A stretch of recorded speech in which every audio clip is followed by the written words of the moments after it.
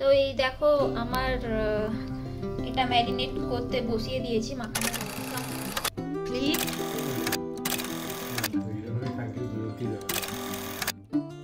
Afternoon everyone and welcome back to Connect to Mims's vlog. Good afternoon. হ্যাঁ 12টা তো বেজেই গেছে, তার মানে গুড আফটারনুন হয়ে গেছে। আর আজকের ব্লগটা আমি এখান থেকে স্টার্ট করছি।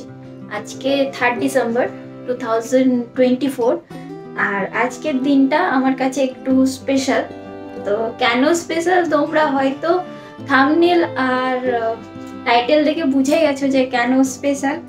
তো যাই হোক, ভিডিওর সাথে সাথে আমি রিভিল করবো যে আজকের দিনটা কেন স্পেশাল আমার কাছে। আমি একটু হ্যাপি আছি সকাল থেকে।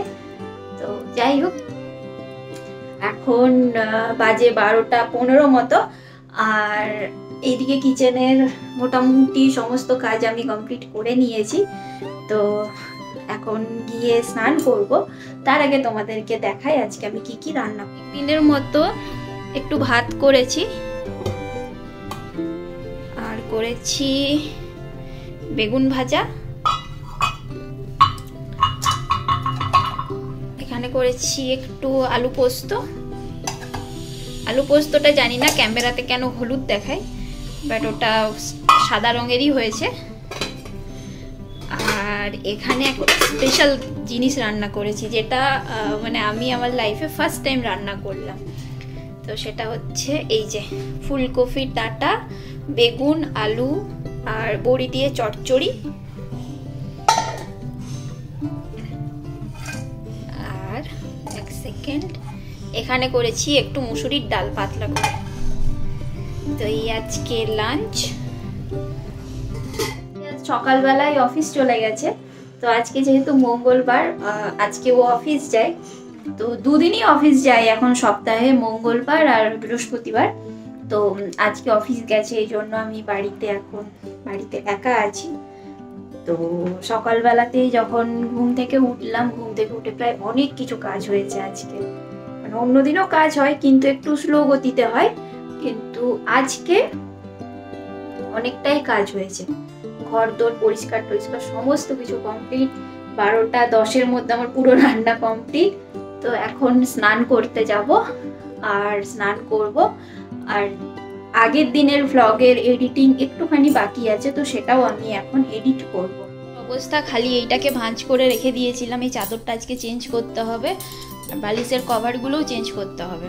তো এইগুলো সব স্নান টান করে তারপরে করব। আর এখানে যারা আমার পুরনো ভ্লগ মানে বন্ধু, যারা আমার পুরনো ভিডিও দেখেছো, ভ্লগ দেখেছো, তারা জানবে এই বিড়ালটার কথা। তো এই বিড়ালটাকে আমি নিয়ে এসেছি, এখানে রেখেছি বিড়ালটাকে। খাবার টাবার খেয়ে ভিডিও এডিট করছিলাম বসে বসে। তো ভিডিও এডিট করতে করতে কখন যে ঘুমিয়ে পড়েছি বুঝতে পারিনি। ওরকমই ঘরে লাইট ফাইট অন ছিল, ঘুমিয়ে পড়েছিলাম। এই জাস্ট উঠলাম, উঠে ফ্রেশ হলাম। এবার শুরু করতে হবে বিকেলবেলার আয়োজন। তো তোমাদের বলি, আজকে 3rd ডিসেম্বর আমার দাদা আসছে আজকে, আমার মাসির ছেলে। তো ওর 4:30-এর সময় কলকাতায় ফ্লাইট ছিল। তো ব্যাঙ্গালোরে ল্যান্ড করবে হয়তো ওই 7টা 15 এরকম। ও আমাদের বাড়ি আস্তে আস্তে ওর 9টা 9:30 হয়ে যাবে।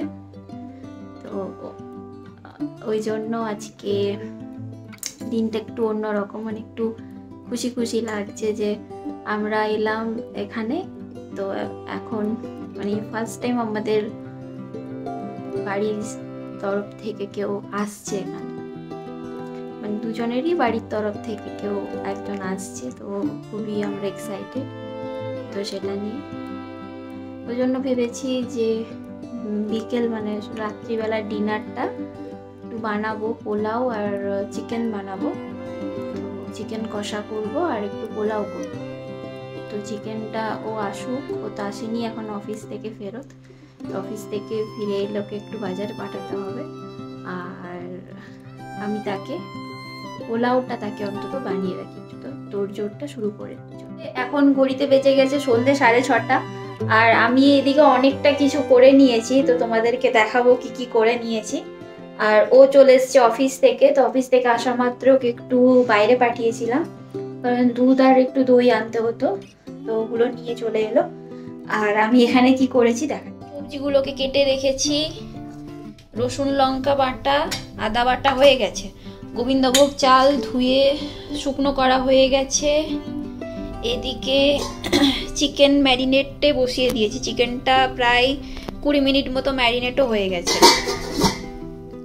আর পোলাওয়ের জন্য এখানে চালটাকে ম্যারিনেট করব, আর চালটাকে ম্যারিনেট করে ফার্স্টে চিকেনটা করে নেব, তারপরে ততক্ষণে চাল ম্যারিনেশন কমপ্লিট হবে, আর তারপরে পোলাওটা করব। তো আমি প্রথমেই এখানে একটু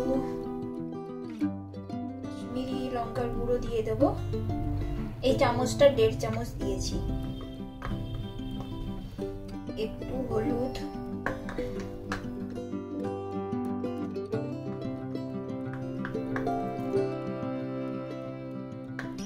হলুদটা বের করতে হবে, হলুদটা শেষ হয়ে গেছে। এখানে জিরে বাটা দিলে পোলাওয়ের টেস্ট ভালো হয়, কিন্তু আমি আর জিরে বাটা করিনি, একটু জিরে পাউডারই দিয়ে দেবো, জিরে পাউডারটা বেরও করতে হবে।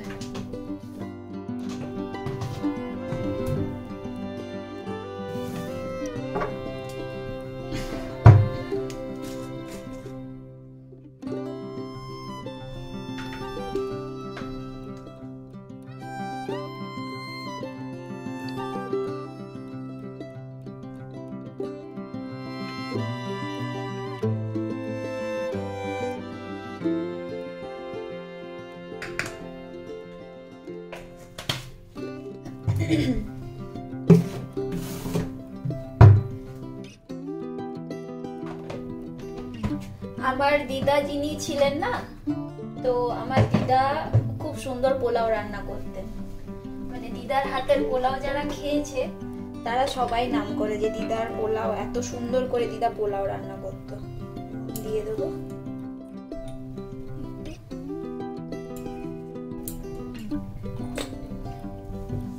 দিদা তো আর নেই, তোমরা অনেকেই হয়তো জানো যে আমার দিদার কিছুদিনই হলো চলে গেছেন আমাদের ছেড়ে। আদা বাটা দিলাম,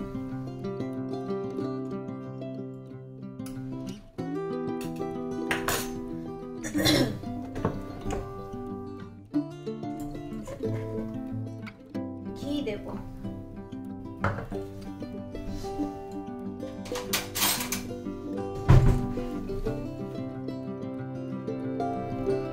ঘিটা না খুব ভয় লাগে আমার,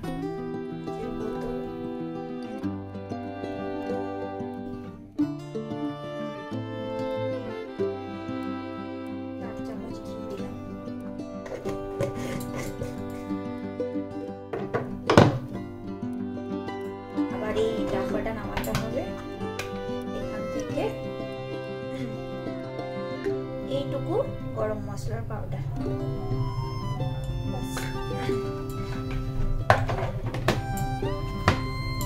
এবার এটাকে মাখাতে হবে ভালো করে, এই মশলাগুলোকে আতপ চালের সাথে ভালো করে মিশিয়ে নিতে হবে। আমার একটা পোলাওয়ের স্পেশাল রেসিপি দেওয়া আছে চ্যানেলে, তোমরা গিয়ে চাইলে ওখানেও দেখতে পারো ওই রেসিপিটা। তো ওখানে আমি ডিটেলসে শেয়ার করেছি যে কতটা চালে কতটা জল দিতে হয় বা মশলার পরিমাণ কেমন থাকা উচিত, তো সেটা আমি সেখানে শেয়ার করে রেখেছি তো অলরেডি, তো তোমরা চাইলে সেটা দেখতে পারো।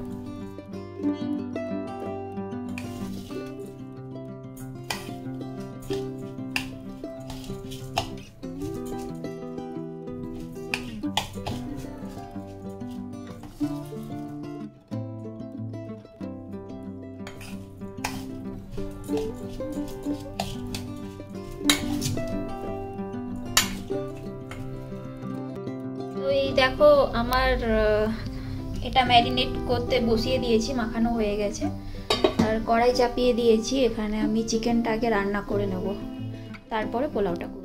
সমস্ত কিছু কমপ্লিট, পোলাওটাকে ফুটতে দিয়ে দিয়েছি, ওটা হয়ে গেলেই বাস হয়ে যাবে। আর মাংসটা হয়ে গেছে, আর দাদা ফোন করেছিল, তো দাদাও নেমে গেছে ব্যাঙ্গালোর এয়ারপোর্টে, এবারে এখানে আমাদের বাড়ি আসার অপেক্ষা।